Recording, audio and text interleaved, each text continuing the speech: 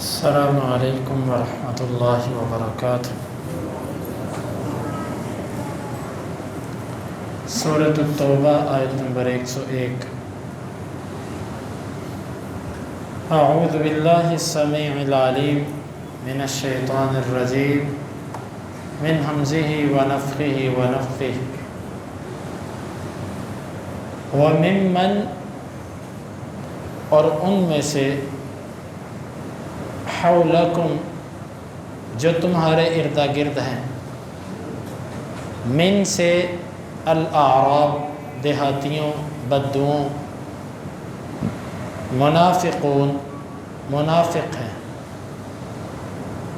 ومن، اور سے، اہل المدینہ، مدینہ والوں، مردو، جو پختہ ہو چکے ہیں، عادی ہو چکے ہیں، علا پر، النفاق، منافقت، لا تعلمہم، آپ انہیں نہیں جانتے، نحن، ہم، نعلمہم، انہیں جانتے ہیں، سنعذبہم، ان قریب ہم انہیں عذاب دیں گے، مرتین، 2 دفعہ، ثم، پھر، یردون، وہ لٹائے جائیں گے، الی، کی طرف، عذاب عظیم، بہت بڑے عذاب، وَمِمَّنْ حَوْلَكُمْ مِنَ الْأَعْرَابِ مُنَافِقُونَ، اور دیہاتیوں میں سے آپ کے ارد گرد منافق ہیں، وَمِنْ أَهْلِ الْمَدِينَةِ، اور مدینہ والوں میں سے بھی، مَرَدُوا عَلَى النِّفَاقِ، یہ نفاق پر پختہ ہو چکے ہیں، لا تعلمہم، آپ انہیں نہیں جانتے، نحن نعلمہم، ہم انہیں جانتے ہیں، سنعذبہم مرتین، ان قریب ہم انہیں 2 دفعہ عذاب دیں گے، ثم یردون الی عذاب عظیم، پھر وہ بڑے عذاب کی طرف لٹائے جائیں گے۔ اس آیت مبارکہ میں اللہ تعالیٰ نے منافقین کا ذکر کیا کہ آپ کے ارد گرد دیہاتیوں میں سے بھی منافق ہیں اور مدینہ والوں میں سے بھی، مردوا علی النفاق، جو نفاق پر پختہ ہو چکے ہیں۔ اصل میں نفاق 2 طرح کا تھا، ایک نفاق وہ تھا کہ جو نفاق تردد تھا، کہ انہیں شک تھا، پتہ نہیں یہ رسول سچا ہے، پتہ نہیں یہ رسول جھوٹا ہے، یعنی ان کو اللہ کے رسول صلی اللہ علیہ وسلم کی کسی ایک حالت پر یقین نہیں تھا، نہ سچا ہونے پر یقین تھا، نہ جھوٹا ہونے پر یقین، بس وہ یہ کہتے تھے پتہ نہیں ہے سچا ہے یا پتہ نہیں ہے جھوٹا ہے۔ جس طرح آج کئی لوگوں کی اسلام کے بعض احکامات کے بارے میں رائے ہوتی ہے نا، یار پتہ نہیں اس کا فائدہ ہوگا کہ نہیں ہوگا، یعنی یہ تردد اور شک کی کیفیت، ایک نفاق کی قسم یہ تھی، اور ایک قسم یہ تھی کہ جو یقین رکھتے تھے کہ نبی کریم صلی اللہ علیہ وسلم کے بارے میں غلط قسم کا پراپیگنڈا رکھتے تھے، اور اوپر سے صرف وہ اپنے آپ کو مسلمان ظاہر کرتے تھے۔ ایک قسم نفاق کی یہ تھی۔ اللہ تعالیٰ نے فرمایا کہ مردوا علی النفاق، یہ نفاق پر پک چکے ہیں، پختہ ہو چکے ہیں، یعنی کہ ایک بندہ ایک دفعہ منافقت کرتا ہے، 2 دفعہ کرتا ہے، 4 دفعہ کرتا ہے، پھر کرتے کرتے اس کی عادت بن جاتی ہے، نفاق پختہ ہو جاتا ہے، پھر اس کو شرم بھی نہیں آتی، کیونکہ اس کا جو ضمیر ہوتا ہے وہ مر جاتا ہے، پھر اس کو کوئی چیز ملامت نہیں کرتی۔ مردوا علی النفاق، یہ نفاق پر پختہ ہو چکے ہیں، اڑ چکے۔ لا تعلمہم، آپ انہیں نہیں جانتے۔ کتنا واضح طور پر اللہ تعالیٰ نے فرمایا کہ آپ انہیں نہیں جانتے، لیکن آج کے لوگوں کو آپ دیکھ لیں، وہ کہیں گے کہ جی اللہ کے نبی کے پاس تو علم غیب ہے۔ اللہ کے نبی تو کیا، اولیاء بھی علم غیب جانتے ہیں، اولیاء تو کیا، اولیاء کی بلیاں بھی علم غیب جانتی ہیں، ان کے کتے بھی علم غیب جانتے ہیں، ان کے جانور بھی علم غیب جانتے ہیں، حتیٰ کہ ان کے جو جانور ہوتے ہیں وہ بھی پیر ہوتے ہیں۔ کسی کا اگر کوئی مرغا ہے، یہ چند دن پہلے ایک خبر میں نے پڑھی کہ مرغا کسی پیر کا مر گیا، اس نے اس کا مزار بنا دیا، مرغا سرکار۔ تو یہ اللہ تعالیٰ فرماتا اللہ تعلمہم، آپ انہیں نہیں جانتے، نحن نعلمہم، ہم جانتے۔ علم غیب اللہ کی ذات کے سوا کسی کے پاس نہیں۔ اللہ تعالیٰ جتنی خبر اپنے نبی صلی اللہ علیہ وسلم کو دیتے تھے آپ کو صرف اتنی کا پتہ ہوتا تھا، اس سے بڑھ کر آپ صلی اللہ علیہ وسلم کو نہیں پتہ تھا۔ اب جتنے منافقین کا اللہ تعالیٰ نے بتایا نبی صلی اللہ علیہ وسلم کو اتنوں کا پتہ تھا۔ سارے منافقین کی خبر آپ کو نہیں دی گئی۔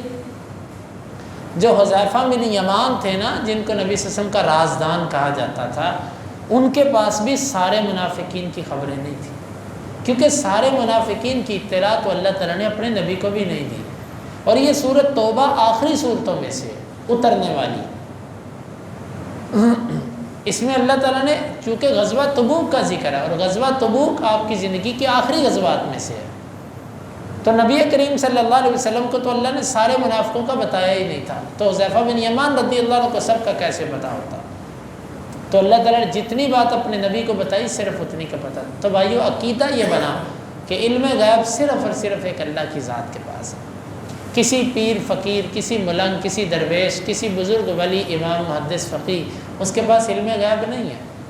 یہ تکے ہو سکتے ہیں، ٹیوا لگ سکتا ہے، جنات کے ذریعے یہ خبریں لی جا سکتی ہیں، جن رکھے ہوتے ہیں، موکلات ہوتے ہیں ان کے پاس، شیاطین ہوتے ہیں، نجومیوں کے ذریعے، شیاطین کے ذریعے یہ خبریں تو جان لیتے ہیں جن میں سچ اور جھوٹ دونوں کی آمیزش ہوتی ہے، اور وہ اللہ تعالیٰ بعض دفعہ ان کی زبانوں سے ایسی بات نکلواتا ہے جو بات بالکل ویسے ہی ہوتی ہے جیسے یہ کہتے ہیں۔ یہ ایسا کیوں ہوتا ہے؟ اللہ تعالیٰ آزمائش کے طور پہ کرتا ہے۔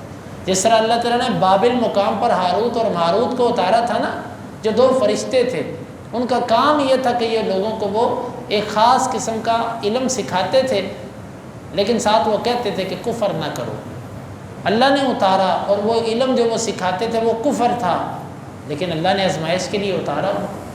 اسی طرح بعض دفعہ آپ کسی کو ہاتھ دکھاتے ہیں، کسی لوٹا گھمانے والے کے پاس چلے جاتے ہیں، کسی چھو منتر والے پیر کے پاس چلے جاتے ہیں، یا کسی ہاتھ کی لکیریں دیکھنے والے کے پاس چلے جاتے ہیں، کسی استخارہ کرنے والے کے پاس، اس کی جو بات ہوتی ہے وہ من وان وہی ہوتی ہے۔ یہاں پر آپ کے ایمان کا امتحان ہے۔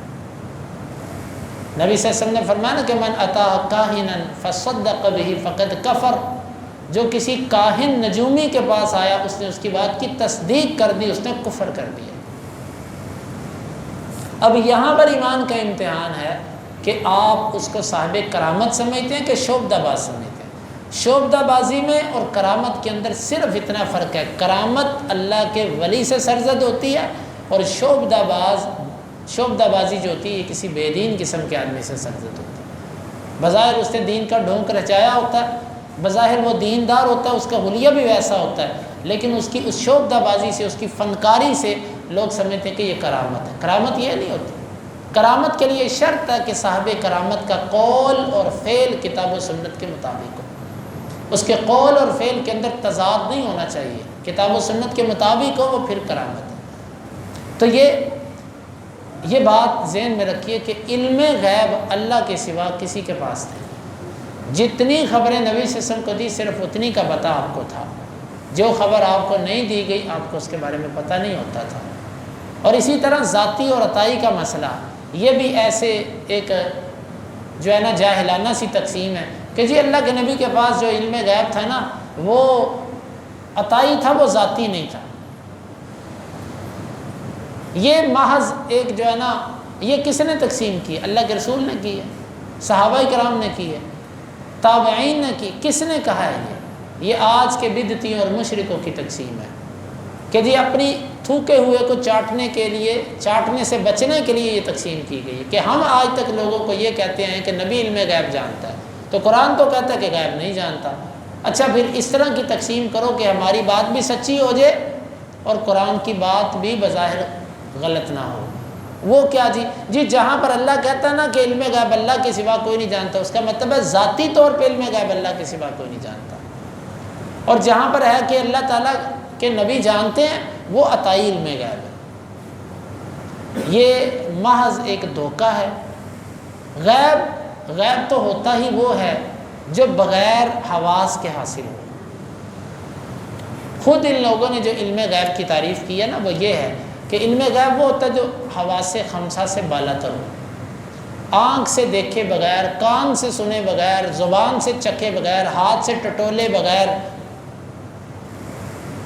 ان سارے حواس سے ہٹ کے جو علم ہوتا ہے وہ علم غیب ہوتا ہے۔ انہوں نے خود جال حق کے اندر غیب کی تعریف لکھی ہوئی ہے۔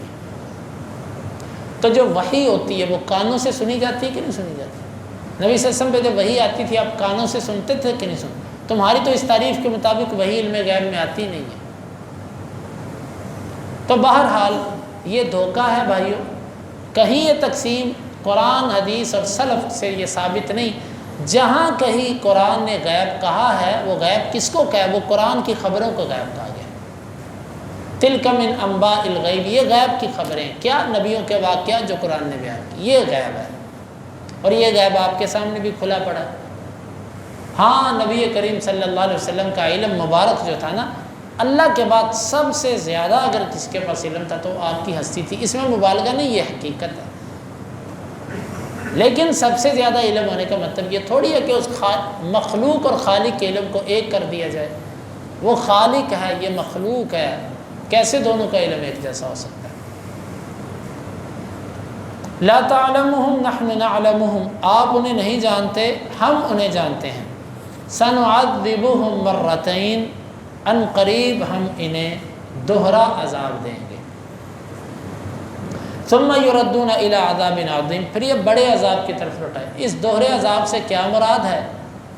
عذاب عظیم سے تو واضح مراد ہے آخرت کا عذاب۔ دوہرے عذاب سے کیا مراد ہے؟ اس کے بارے میں مختلف اقوال ہیں۔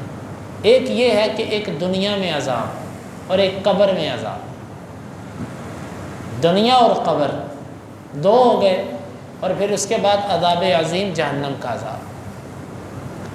اور ایک یہ ہے کہ عذاب سے مراد ان منافقین کے لیے کیا ہے؟ ان منافقین کے لیے خوف اور رعب اور دبدبہ۔ جو چور ہوتا ہے نا، اس کے ضمیر کو کبھی اطمینان نہیں ملتا۔ دنیا کے اندر جو بندہ گناہگار ہوتا ہے اس کو قانون نہ پکڑے، دنیا کا قانون اس کو نہ پکڑے، لیکن اس کے دل کے اندر اطمینان نہیں ہوتا، بے چینی اور پریشانی ہوتی۔ یہ اللہ کی طرف سے بہت بڑی سزا ہے۔ ضمیر اور نفس کا اطمینان یہ اللہ کی نعمتوں میں سے ایک نعمت ہے، اور یہ مجرم کو نہیں ملتا۔